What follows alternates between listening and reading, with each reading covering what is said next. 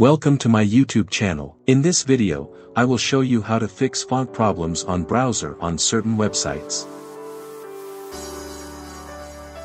See, this website font is not working properly. How to fix it? Go to search bar, search control panel, open control panel. Click font.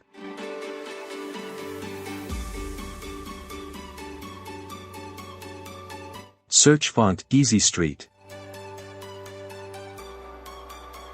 Delete all Easy Street font.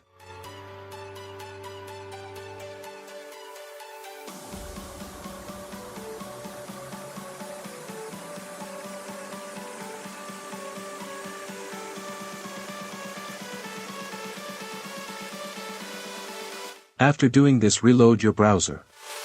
See, it's working well. That's it. Enjoy.